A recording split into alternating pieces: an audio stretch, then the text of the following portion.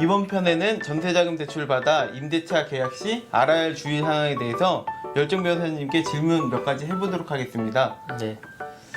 이제 첫 번째 질문으로 전세 계약에 있어서 잔금을 전세자금 대출로 진행한다고 했을 때 만약에 전세자금 대출이 진행되지 않을 경우에는 임차인으로서 계약금을 지킬 수 있는지 되게 네. 많이 질문을 하시거든요. 예. 상담하다 보면 이런 사안으로 많이 이제 상담 문의가 들어온 경우가 많았는데요. 일단 결론적으로는 임차인이 이제 전세 계약 체결하면서 전세 자금 대출로 이 보증금의 잔금을 지급하기로 한다라는 이제 약정을 하고 진행하다가 전세 자금 대출이 어떤 사유로 안 나왔을 경우에 그런 경우에는 계약금을 보존하는 방법, 보호받는 방법은 당연히 있고요. 그 방법은 특약을 그 전세 계약 체결할 때 특약을 잘 작성하시면 됩니다. 이 편에서는 그 특약에 대한 작성 방법을 관련 판례에 실제 분쟁이 났던 사안을 기초로 한번 설명해 보겠습니다.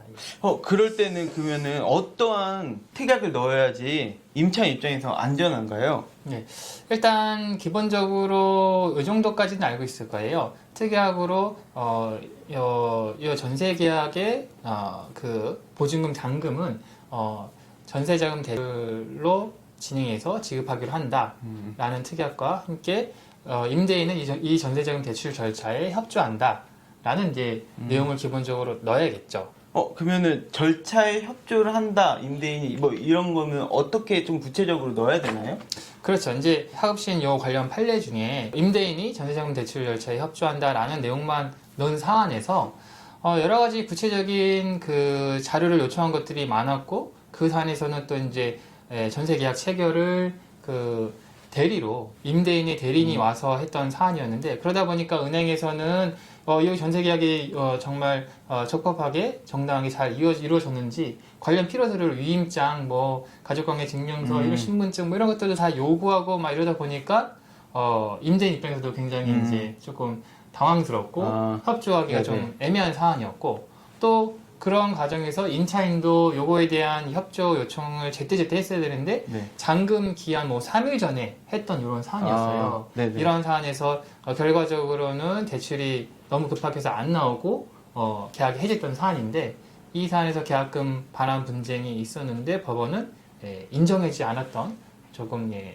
주의해야 할 그런 판례가 있었어요. 네네. 그런 것처럼 이 전세자금 대출 절차에 협조해야 한다라는 그 조항에 대해서는 구체적으로 넣어야 되는데 일단은 전세자금 대출의 방식은 은행에서 임차 보증금 반환 채권을 양도받는 방식. 전세 보증금을 임차인이 임대인에게 지급하면은 네.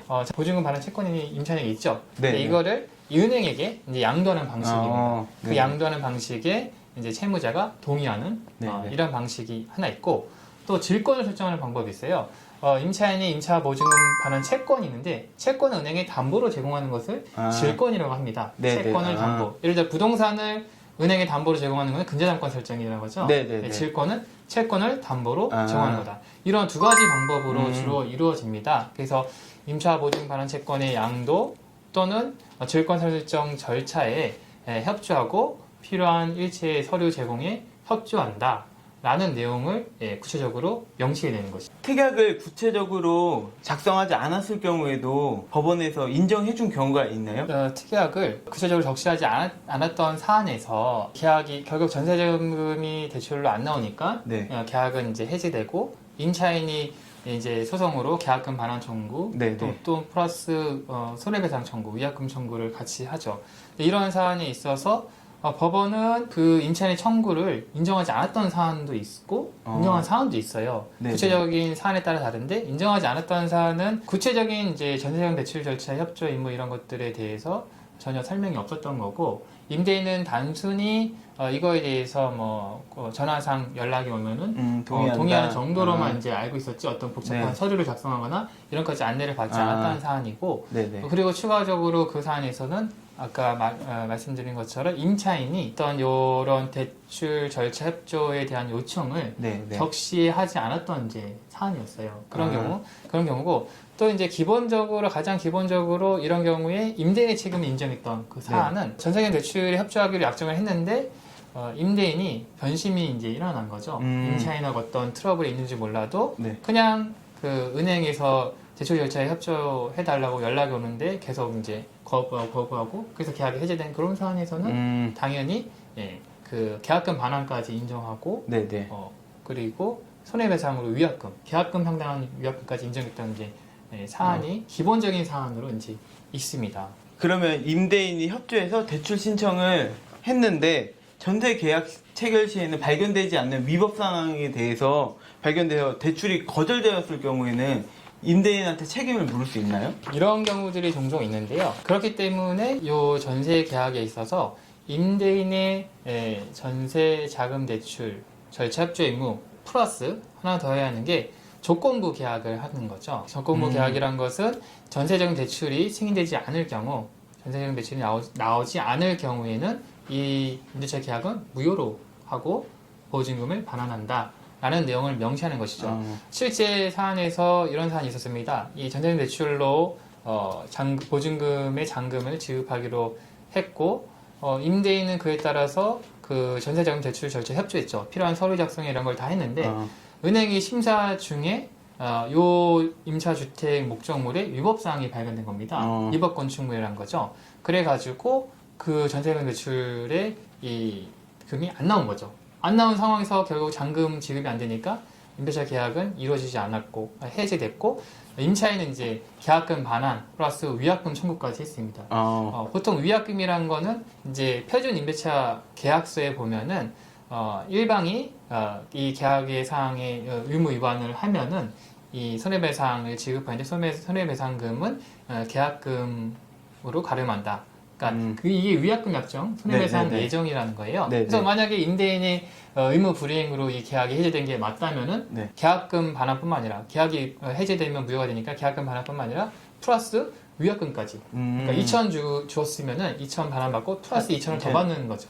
이런 청구를 이제 들어왔는데 법원에서는 전세금 대출 절차에 협조했고 그리고 위법 건축물이 발생했다는 그 사정에 대해서 이거는 임대인이 뭐 기책사를 보기 어렵고 단기간 내에 이거를 해결할 수 있는 상황도 아니어서 네네. 임대인에게 책임이 있다라는 의무 불이행이 있다라는 임차인의 주장을 인정하지 않았어요. 이 사안에서는 이 전세자금 대출로 보증금 잔금을 지급하는 것이 조건이었다. 정지조건부 계약이었다. 어려운 말로. 그래서 네. 이 조건이 성취돼야지만 이 계약의 효력이 발생하는 건데 결국 전세금 대출이라는 조건이 성취 안 돼서 이 계약은 무효가 되었다. 해가지고 계약금 반환만 인정했던. 그럼 위약금 못 받고 계약금 2천 그대로만 돌려받은 사안입니다. 그렇죠. 이 사안에서는 사실 그 명시적으로 이 조건부 약정을 특이하게 넣지는 않았던 사안이에요. 이제 조건부 특약이라는 거는 이제 이 전세자금 대출이 승인되지 않을 경우 계약은 무효로 한다. 이런 내용을 넣지 않았던 사안인데 법원에서 이걸 해석상 인정했던 사안이에요. 그러니까 그래서 가장 좋은 점은 법원이 해석상 인정하는 거를 기다리고 하는 건 너무 좀 불안한 시기이기 때문에 네네. 아예 그냥 특약상으로 박아버려야 되는 거죠. 그거를. 그러면 임대인이 협조하지 않아 전세자금 대출이 안 됐을 경우에 이 공인중개사 입장에서는 다 협조해 줄 거다 이런 식으로 말했을 텐데 이게 이러면 공인중개사한테 책임을 물을 수 있을까요? 전세 대출 가능 여부는 그 설명 의무 대상이 이제 아니어서 일반적으로 그 책임 묻기는 어려워요. 그래서 아마 이런 경우에 결국에는 이제 이런 사안이 발생했을 때 공인중개사에게도 책임을 묻고 싶다라고 말씀하시는 분들이 많은데 네네. 그거는 사실상 좀 관련 법령상 또 실무상 어렵고 네네. 오히려 특약사항을 명확하게 기재해가지고 네네. 보호받는 게 네네. 맞습니다.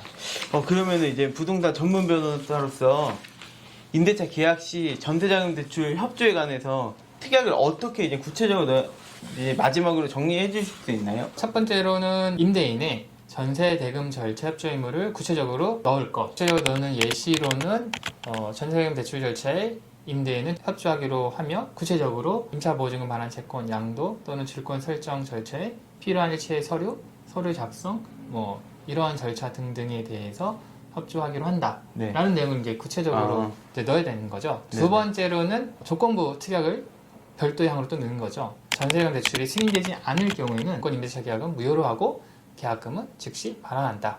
이거를 박아두면은 불필요하게 이제 발생하는 분쟁이 상당 부분 줄어들지 않을까라고 생각합니다.